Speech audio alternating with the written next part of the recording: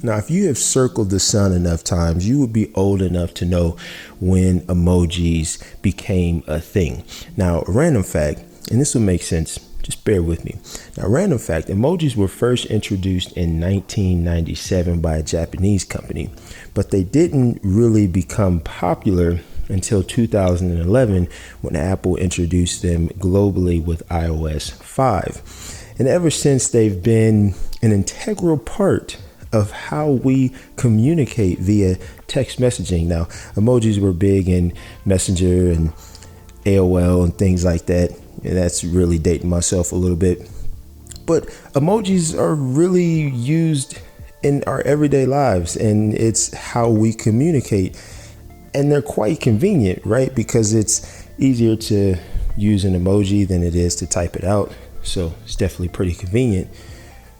But the difference between where we are today and where we were in 2011 is that in 2011, when you used an emoji, it was a true representation of what you were feeling or what you were doing in that moment. So if you used a crying, laughing face emoji, it's because you literally were in tears over what you just read or saw or heard. And so you really could take them at face value because they were very literal. But when you fast forward to today, it's just not quite the case, right? I mean, we use the crying face emoji all the time, and we'll be sitting on the couch not even smiling, right? Certainly we don't have tears in our eyes. So it's almost become a way just to describe something, hey, that's funny, without saying that's funny. The problem is, it's hard to really know if someone truly thinks something is hysterically funny, or do they just think it's kind of funny, or do they not think it's funny at all and they just don't want to hurt your feelings. The same way that when we communicate via text messages or DM or any type of message, how much we use the crying face emoji in the creative space, it's the same thing with the fire emoji. Pictures and video and just content in general, gets posted on these social platforms.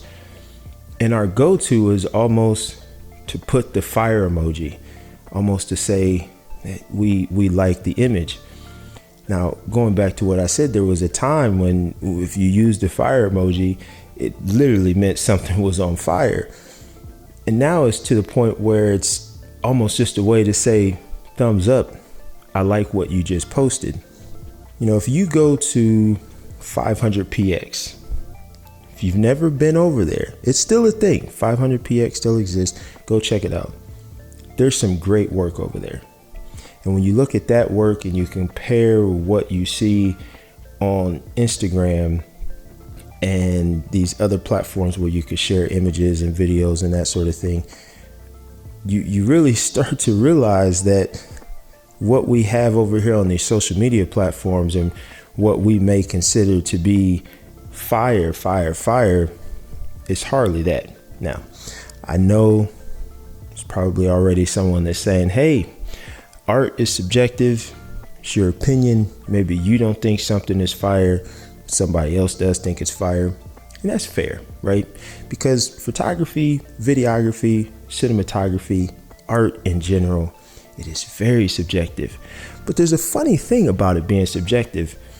And that funny thing is that us finding it to be subjective is often a very hypocritical thing.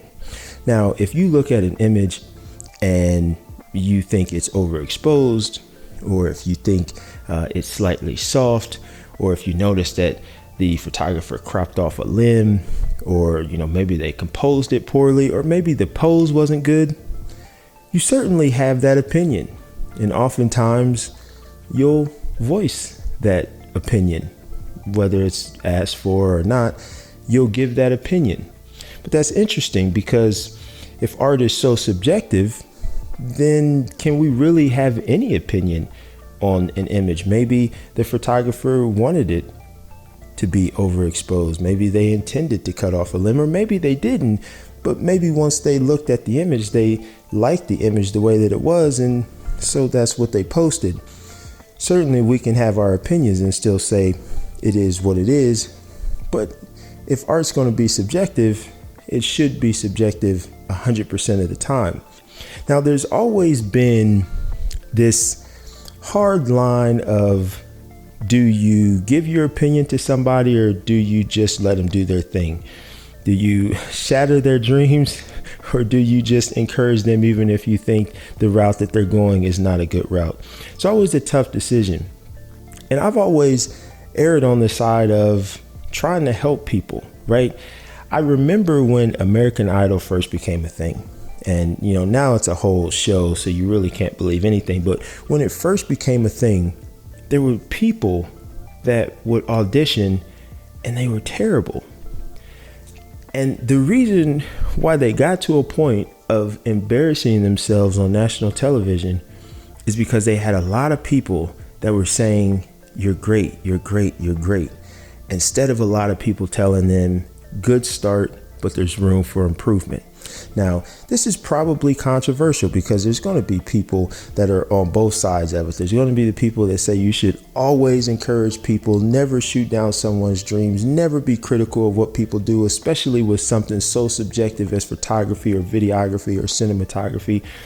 And then you're going to have the people that are like, look, if it's crap, I'm going to tell you it's crap, because there's no way that you're going to get better if everyone is telling you that something is great and it really isn't that great. Now you walk around with this sense of confidence thinking that you have something amazing when in reality you don't. And people are thinking that behind the scenes, but they're just not telling you. I like to think that I'm somewhere in the middle. I'm not so harsh to where I'm going to say, hey, that's crap. But I don't like to be the person that is going to tell you that everything is great if it isn't. Because as creatives, we obviously always can improve and get better. But at the same time, because this is such a subjective field, it's kind of tough for me to say that something isn't good just because it's not good in a way of how I would do things. But I think this culture of labeling everything as being something great is doing more harm to the people that are creating these things than it is good. Because something can be good and not great. But if you tell people it's great, they don't strive to be better. Because if what they feel they're doing is at this pinnacle, because everyone is telling me that it's something great, then I'm just going to keep doing what I'm doing. What if it ain't broke, don't fix it, right? But I really want you to think about the work that you produce, the work that you view, and really think about when you comment on someone's work, whether it's a true comment or you're dropping the fire emojis or whatever other emojis you use. I want you to really think about what it is you're trying to say when you use those emojis. If you drop a fire emoji under someone's post, what are you trying to tell them? Are you trying to tell them that you like the image? Are you trying to tell them that you think the image is good? Are you trying to tell them that you think the image is great? Are you trying to tell them that you think the image is world class? Just in me saying that, do you see the issue with where we've gotten when we overuse something? What are we really saying when we put the fire emojis? When we use these emojis, what are we really saying? I would then challenge you to say, well, what's fire about it, right? Is it the image itself? Is it the video itself? Is it the person in the video? Is it what the person is wearing? Is it what the person is doing? What about the image is fire? Let's raise the scale back up, right? So that photographers as a whole push themselves to get better and better and better. Because in my opinion, of course, it's just my opinion, obviously, I think the bar is so low on what is looked at to be fire. And I think we could do so much more. You know, I will think that I had a shoot and I'm like, man, I created some pretty solid work. I like this. And then again, you go to 500px and you're just like, man, there's some amazing work over there. And it reminds me that I haven't yet reached the pinnacle of where I want to be as a photographer and as a videographer. And the reason why I can have that realization is because I'm constantly looking at what I'm doing and I'm looking at what other people are doing. And I'm saying, how can I continue to get better? That's not me comparing myself to anybody, because at the end of the day, I don't care about any other creative. I am going to create what I want to create. And that's that. I don't care about what anyone else is creating. I don't care about anyone else's work, because that's irrelevant for me as a creative, aside from you taking inspiration. But what any other creative does is irrelevant to me. So when I say I look at these other bodies of work and it pushes me to grow as a creative and get better, it's not because I'm comparing my work to theirs. Certainly not. But I can look at someone else's work and say, man, I love the way they lit that. I love the way they posed their subject. I love the background choice. I love the way they color graded it. I love the way they edited that. It's inspiration. And as creatives, we strive off of inspiration. I'm not the most creative person in the world, so I'm always looking for inspiration to help me grow in that area. Because how people can just come up with stuff, I see things sometimes and I'm just like, how did you even think of that? I'm more a technical person. I can see something and I can execute it flawlessly, but to think of it from scratch, it's not necessarily my forte. So I'm always pushing myself to get better. But I would love to see photographers strive for more and not just let me create something that's going to get me likes on Instagram. Let me actually create something that truly is fire. Now, this may be controversial as well. I'm not going to look at an image that just has a beautiful person in it and just say that's fire because of that person, right? I did a video some months ago where I kind of touched on a similar thing. I'm going to look at, if I take the person out of it, does the image still stand? And if I take that person out and I put another person in and that image still stands, that's when I'm seeing fire, right?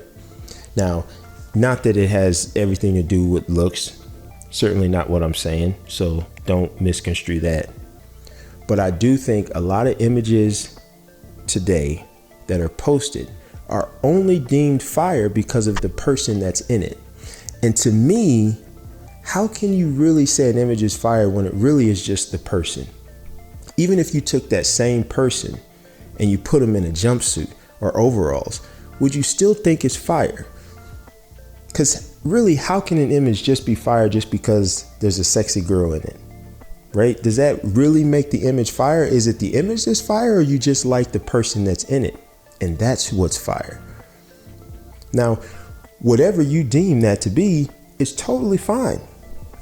I'm not judging. I don't really care. You know, you obviously can feel however you want to feel about something, but I would challenge you to really ask yourself the question, when you say something is fire, is it truly the image, or is it a piece, a component that's in it? Because to me, when I think of an image that's fire, I think holistically everything about the image is good. Not only the person, I'm looking at the lighting, I'm looking at the composition, I'm looking at the mood, I'm looking at the expressions. I mean, I'm looking at everything. And I've seen images where, in my opinion, everything clicks, everything hits, and I'm just like, that's it right there. But that doesn't seem to be the norm. The norm just seems to be, I follow you, it's a nice image, fire. And hell, I might even be guilty of it myself. You know, sometimes, man, you're moving quick, you're just going and you see something you like, you know, you feel like, hey, double tap ain't enough. Fire. So I just challenge you. What does it mean? Let me know. Head down to the comments and tell me, when you drop a fire emoji on an image, what exactly are you saying about that image? Let me know.